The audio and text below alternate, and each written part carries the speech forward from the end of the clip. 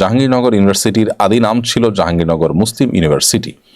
বিষয়টা নতুন করে আলোচিত হচ্ছে, অনেকে একে আদি নামে ফিরিয়ে আনার কথা বলছেন। বিষয়টা কতটা জরুরি মনে করেন?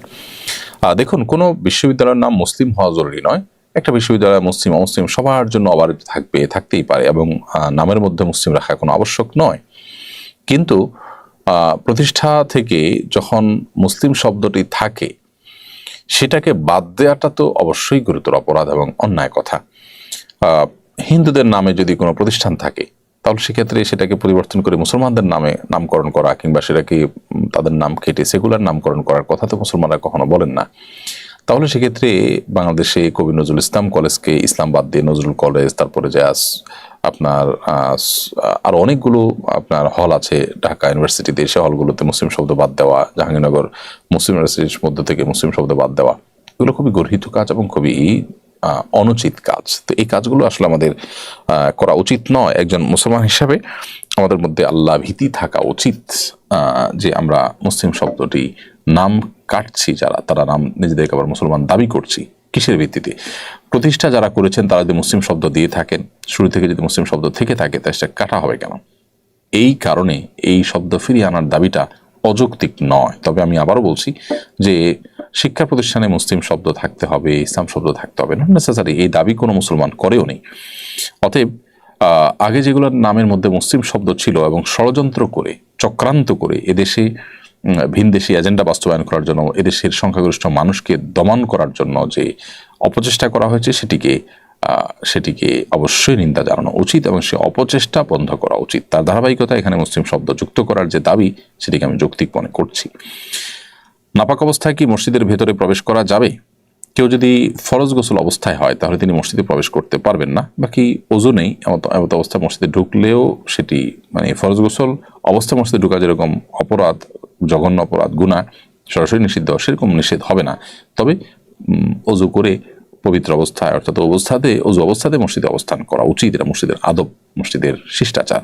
আর ফরজ গোসল অবস্থাতে মসজিদে অবস্থান করা তো জায়েজ নয়। যদি কেউ ইতিকাফরত থাকেন, গোসল ফরজ হয়, দ্রুততার সাথে তিনি ফরজ গোসল করে তারপর আবার মসজিদে তিনি প্রবেশ করবেন। আর গোসল ফরজ হলে সে অবস্থায় তিনি মসজিদে প্রবেশ করবেন না, কারণ মসজিদ এটি পবিত্র জায়গা এবং পবিত্র লোকদের জন্য। বিধায় এ ধরনের অপবিত্রতা এটা নিয়ে মসজিদে প্রবেশ করা গুনাহের কাজ। এরপরে গেমিং উইথ রানা আপনি লিখেছেন আইডি থেকে, বিয়ের সঠিক বয়স কত? দেখুন, বিয়ের সঠিক বয়স ইসলামী শরিয়া কোনো ফিক্স করে দেয়নি যে এত বছর বয়স হলে তারপর বিয়ে করা যাবে, বা এর আগে করা যাবে না, বা এর পরে করা যাবে না। বিয়ের বয়সটাকে ইসলাম উন্মুক্ত রেখেছে। যার যখন বিয়ে করার প্রয়োজন দেখা দিবে, তার জন্য তখন বিয়ে করা শরীয়ত আবশ্যক করেছে, যদি তার বিয়ে না করলে গুনাহে লিপ্ত হন, বিয়ে করার সামর্থ্য থাকে। বিশেষ করে তরুণ বয়সে ইসলাম বিবাহ করতে উৎসাহিত করেছে, কিন্তু এর কোনো সময়সীমা ঠিক করে দেয়নি শরীয়ত। অতএব শরিয়ার দৃষ্টিভঙ্গিটা এক্ষেত্রে যথেষ্ট প্রশস্ত রয়েছে। এরপরে প্রশ্ন হলো, সরকার এবছর হজের খরচ কমানোর ঘোষণা দিয়েছে, এ নিয়ে নানা ধরনের বিশ্লেষণ দেখছি, আপনার মন্তব্য জানতে চাইছি।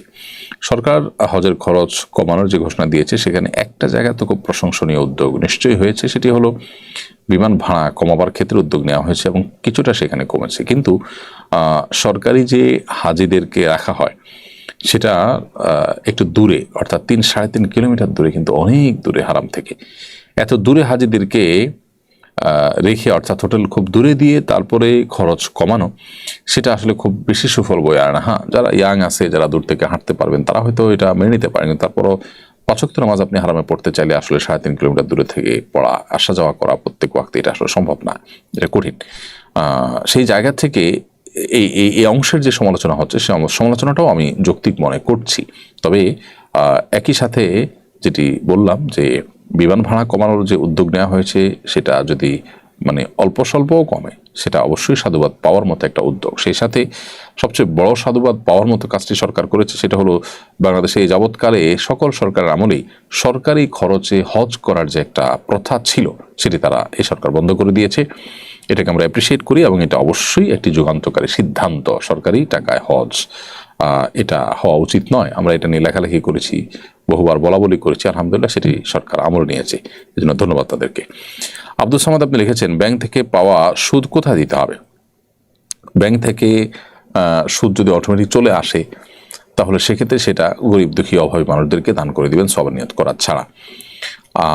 যেহেতু ব্যাংকের এই সুদ তার প্রকৃত প্রাপককে তাকে খুঁজে বের করে ফেরত দেওয়া সম্ভব না, সেজন্য এই কাজটি আপনি করবেন। আর যদি শুধু ব্যাংকে লেনদেন না করার সুযোগ থাকে, অপশন থাকে, তাহলে সেটাকেই আপনার গ্রহণ করা উচিত।